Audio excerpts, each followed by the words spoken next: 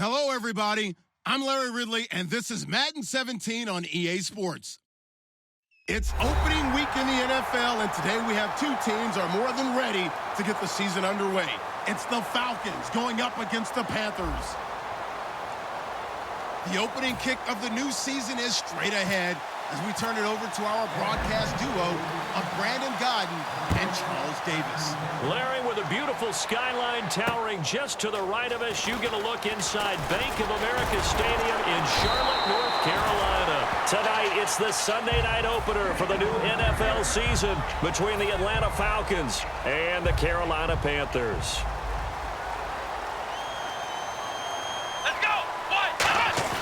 First down, Prescott. And his first look is incomplete.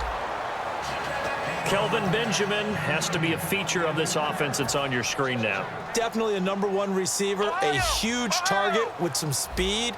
It's almost like go-go gadget when he goes up to get the football. No matter how you defend him, he can go just a little bit higher. He lost 4 there, and it's third down. Partner, there are times when I feel a little bit guilty about offering some criticism because I see the thought process here, trying to bounce it outside and gain some yardage. But every now and then you got to think ahead and just take your medicine. Go down. Don't give up anymore. They play fake to Elliott. Now Prescott. And that is incomplete. They were looking to get it to Kelvin Benjamin there. And it brings up fourth down. Here's the Panthers punter now. He'll kick it away after a 3-and-out on the opening drive of the game.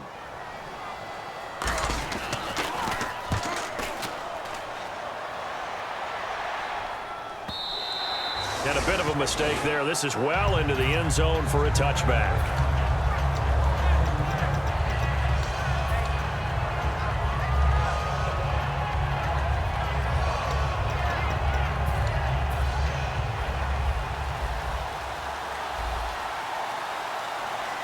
They come out with 1 back and 3 tight ends. The former Indiana Hoosier here, Tevin Coleman.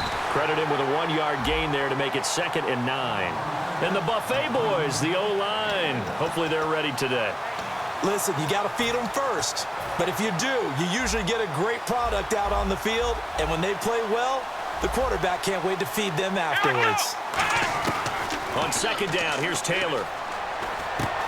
Firing quickly here, and that's complete. And he's brought down, getting this one up to about the 35. That was a nicely run slant route, and what the receiver's trying to do is make the defender think he's going upfield for a deeper route and then breaks it off, usually after about 3 to 4 steps, and cuts towards the middle of the field. And no escaping this time as he'll go down. They got him for a sack. Vernon Butler, he's the one that got to him. He takes him down for a loss of 9.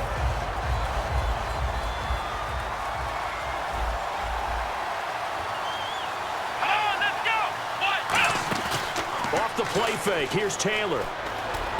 Wide open receiver complete. A good pickup there, a 22. In recent years, the slot receivers really gained stature in the NFL because they can do so many things.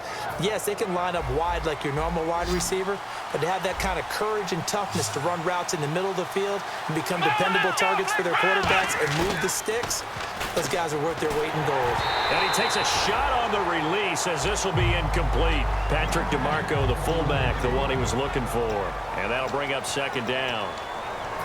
And the starting defense here for the Panthers. K'Wan Short came out of Purdue as one of the top-rated defensive tackle prospects. Now he's one of the top-rated NFL players. Now it's Taylor. He's got time. A hit as he throws there, incomplete. He was hoping to get that one to Tevin Coleman in space. And that takes us from 2nd to 3rd down.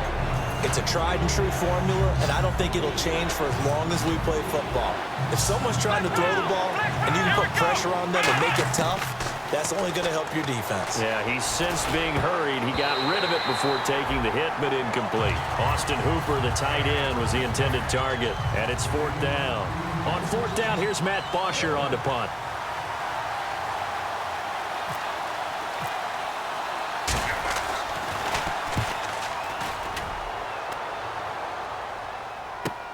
He'll return it from the 6. 12 yards on the return that time. And the Panthers will get it here as they take possession. Here's the Carolina offense as they get ready to take over here. And a 3-and-out on that first drive. We'll see if they can do better here. They should have a better opportunity because the nerves should be settled now. That first series, everybody goes out with a little extra emotion. So now they get a chance to go back out and say, okay, now we're into the game. Let's go play and play as best we can. You almost get a mulligan then on that first drive? Sometimes it absolutely serves that way. You get a second opportunity. Nothing big happened. But then again, you didn't commit any mistakes either. Off you go. And he'll get this up over the 25 to the 26. A nice job to get 8 there after the incompletion, and now they'll look at a 3rd and 2 coming up. And once again, leverage wins. The offensive line, lower than the defensive front.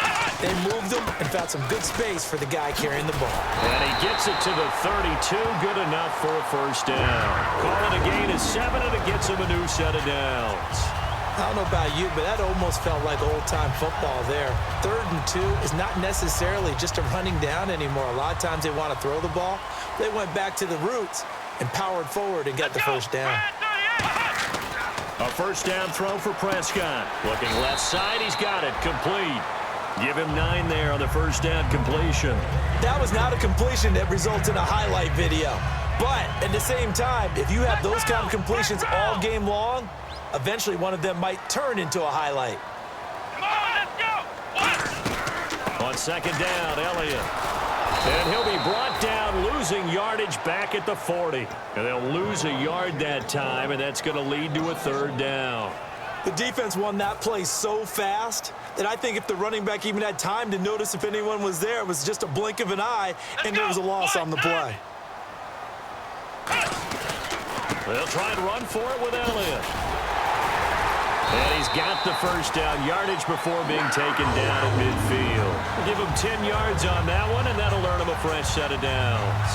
Whenever we meet with coaches and they always talk about wanting to establish running the football, it's oftentimes with a good tight end who can control the line of scrimmage and the point of attack, and they're becoming harder to find because the colleges are giving us a whole lot of receiving tight ends, former wide receivers who can run, not necessarily block very well.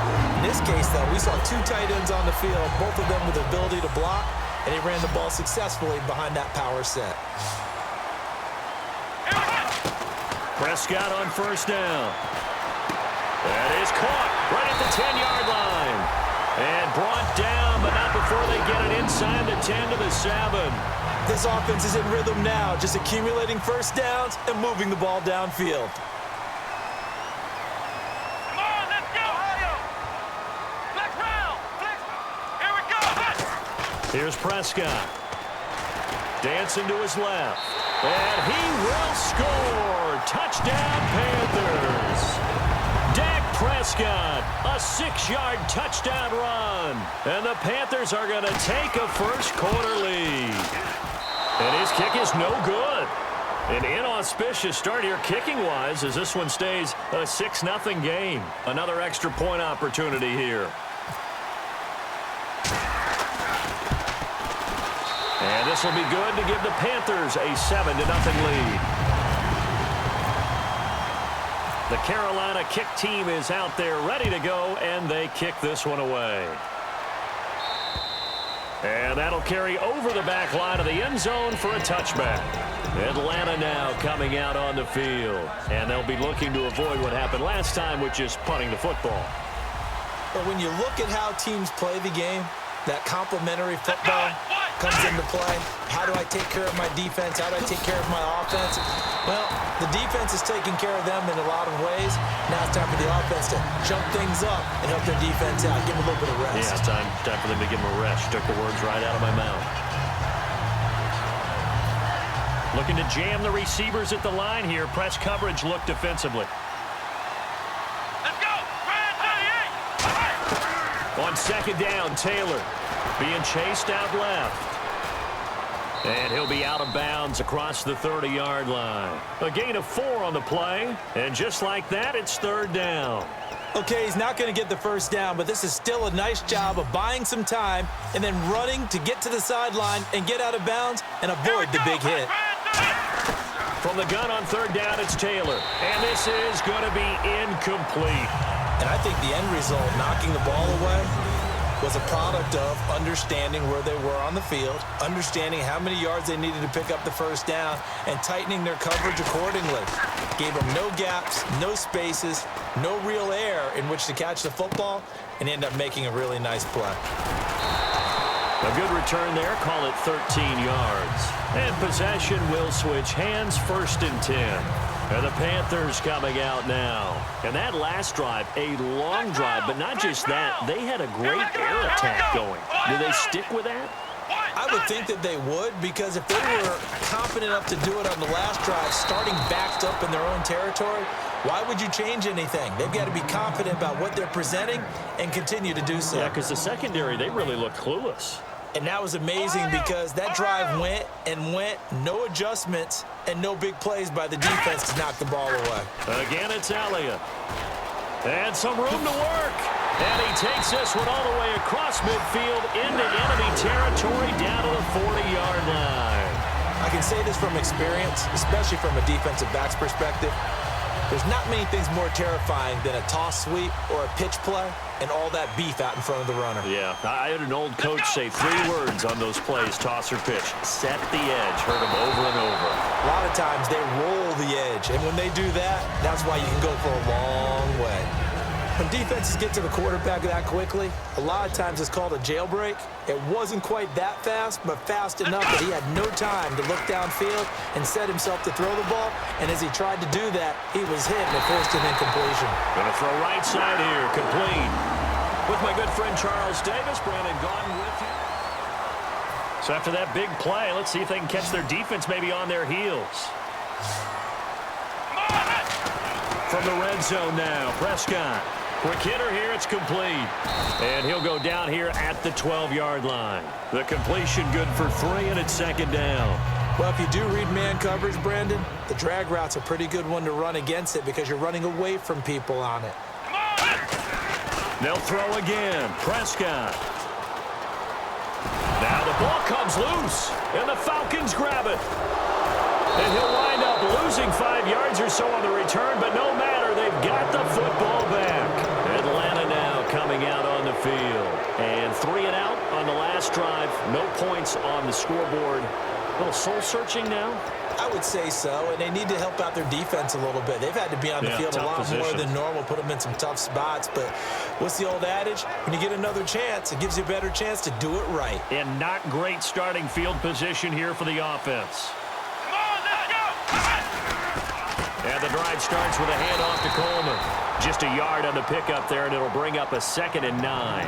When we talk about Luke Kuechly, you can't talk about his overall game without talking about his intelligence and how he controls the whole defense. He quarterbacks that defense, and at times will actually make checks, just like a quarterback would on offense to get them into the right defense. They definitely were on that play. How about that finish, holding that to a minimal gain? Here we go! Now Taylor back into his end zone. And a quick throw here, that's complete.